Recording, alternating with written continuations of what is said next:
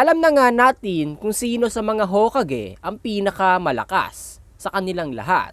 Pero hindi pa nga natin alam kung ano nga ang pinakamalakas nilang kapangyarihan o teknik na ginagamit. At sa video nga na ito ay aalamin natin ang pinakamalakas sa teknik ng bawat nagdaang Hokage ng Konoha. At bago nga tayo magsimula ay bigyan mo na nga ito ng isang like dahil napakalaking tulong na yan para sa atin. Ang unang Hokage nga na si Hashirama Senju ay kilala nga sa kanyang kahangahangang teknik na wood release na Kekkei Genkai. At even Madara ay hindi matalo-talo itong si Hashirama. Ang kanyang pinakamalakas sa teknik nga ay ang True Thousand Hands na kung saan ay nagbibigay nga ito ng kakaibang lakas kay Hashirama.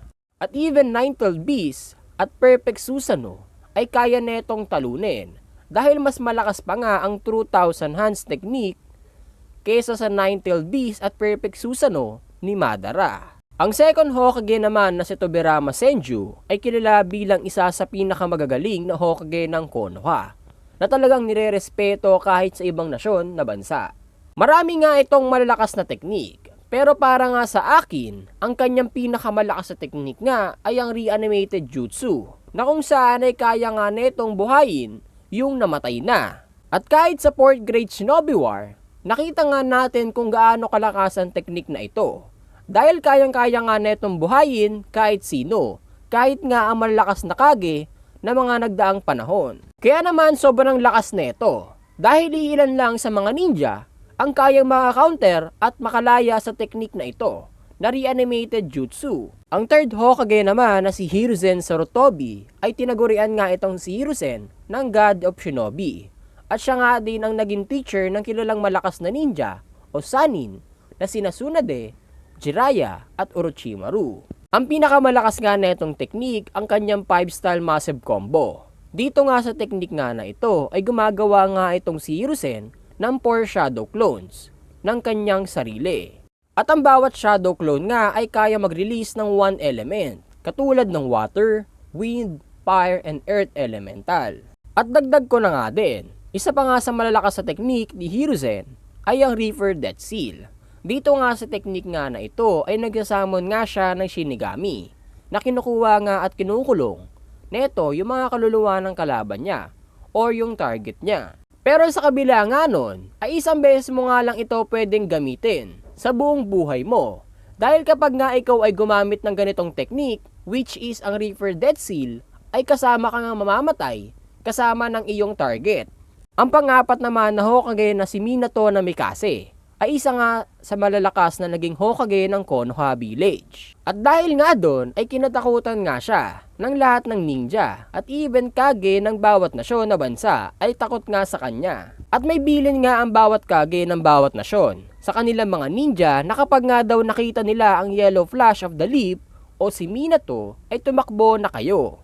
Ang kanyang pinakamalakas sa teknik ay walang duda. At ito nga ang kanyang signature move na Flying Thunder God technique. Dahil nga dito ay naging kilala at sikat nga itong si Minato. At lalo na kung sinamahan pa nga ni Minato ang Flying Thunder God ng Rasengan, ay mas lalong mas lalakas nga ang kanyang mga combination attack. Ang panglima naman na Hokage ay si Tsunade Senju, na kilala natin na isa sa pinakamalakas na babaeng ninja. At kabilang nga ito sa 3 maaalamat na Sannin ng Konoha. At kilala nga din itong si Tsunade na pinakamagaling na medical ninja. At walang sino mang ninja yung kayang pamantay sa kanyang galing sa paggagamot. Ang kanyang pinakamalakas sa teknik ay ang kanyang Creation Revert or ang 100 Healing Jutsu. And dito nga ay kahit anong pag-atake sa kanya ng kalaban at kahit anong malaking sugat ang kanyang matanggap ay baliwala lang sa kanya. Dahil sa kanyang Creation Revert Jutsu, nagiging mabilis nga lang nagagaling ang sugat niya kahit gaano pa nga kalaki ito.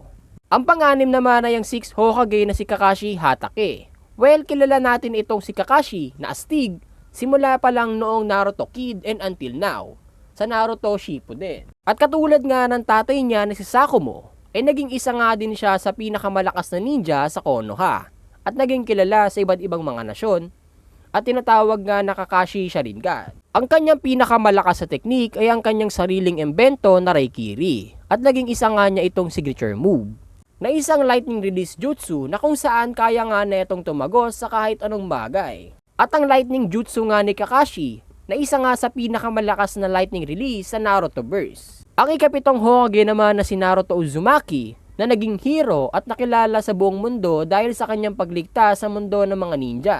Kilala naman natin itong si Naruto na malakas talaga dahil meron nga siyang Rasen Shuriken, Sage Mode, Kage Bunshin Technique at Kurama Mode. At kung itatanong nyo nga kung ano ang kanyang pinakamalakas sa technique ay walang duda, kundi ang Baryon Mode. This technique is unique and risky transformation na nagko-combine ng chakra ni Naruto at ni Kurama. At sa sobrang lakas nga neto ay kaya nga niya makipag 1v1 kay Ishiki. At sobrang lakas nga din ng taijutsu ni Naruto kapag nag Baryon Mode siya.